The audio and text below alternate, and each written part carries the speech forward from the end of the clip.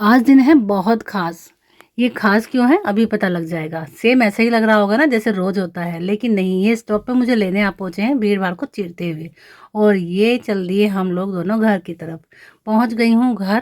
पहले थोड़ा सा रेस्ट करूंगी और फिर बहुत सारी तैयारी। ये जनाब इतने खुश क्यों हैं, चलो देखते हैं। और ये थाली मैंने तैयार की है आज पाव भाजी की।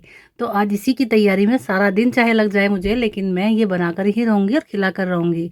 और वाहवाही लूटने में मैं बिल्कुल कमी नहीं करती हूँ।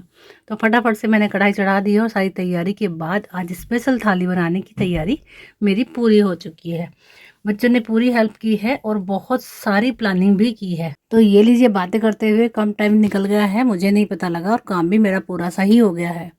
तो आज मैंने बनाई है पाव भाजी। ये थाली स्पेशल क्यों बनाई है, क्योंकि आज है किसी का बर्थडे। बर्थडे बॉय की चॉइस को ध्यान में रखते हुए मैंने पाव भाजी की थाली तैयार की है और सर्विंग के लिए भी मैं रेडी हूँ बिल्कुल। आज थोड़ी सी तबीयत खराब होने की वजह से, वैसे तो उनको मैं आज मूंग की दाल की खिचड़ी देने वाली थी, लेकिन फिर सोचा भाई साल में बर्थडे एक बार आता है तो ये सेलिब्रेशन तो बनता है। चाचा जी बाहर खाना खा रहे थे, यानी टेबल पर बैठ के, तो मैंने इनको यहीं पर ही सर्व कर दिया। थाली को देखकर रुका नहीं गया, बोले बहुत ही टेस्टी बनी है। यहाँ लीजिए, मेरा सफल हो गया सब काम और सारी थकावट भी मेरी दूर हो गई। परिवार के लोग अगर बोल देते हैं ना कि बहुत अच्छा बना है, टेस्टी बना है, तो सुनकर बड़ा ही आनंद आ जाता है। और ये देखिए, खुशियाँ तो भाई इस तरह दिखाई देती हैं। हमने भी टेस्ट किया, टेस्ट करने के बाद सबको खाना खिलाया। इसके बाद आता है केक कटिंग का नंबर।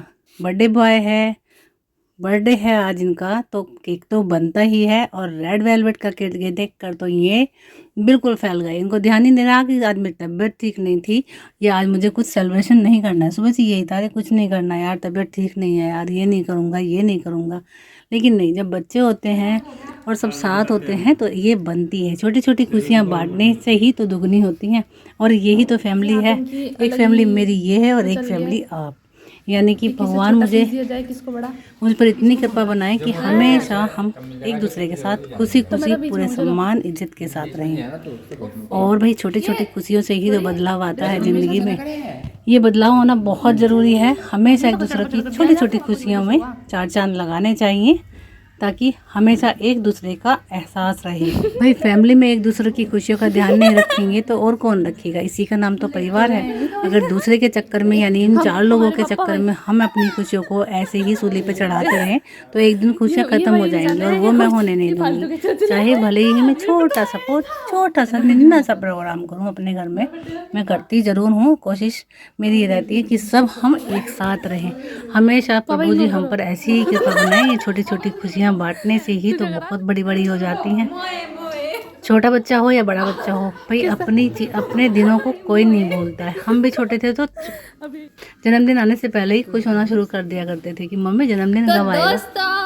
ऐसे ही अपने दोस्तों के साथ में हमेशा आप लोग भी एंजॉय करते रहिए। और चलिए ठंडी ठंडी आइसक्रीम कौन खाइए और कोशिश करिए कि छोटी छोटी खुशियों में ही अपनी बड़ी बड़ी खुशियाँ ढूंढें। और मेरी तरह आप लोग भी एंजॉय कीजिए और इन सब को बर्थडे विश कीजिए।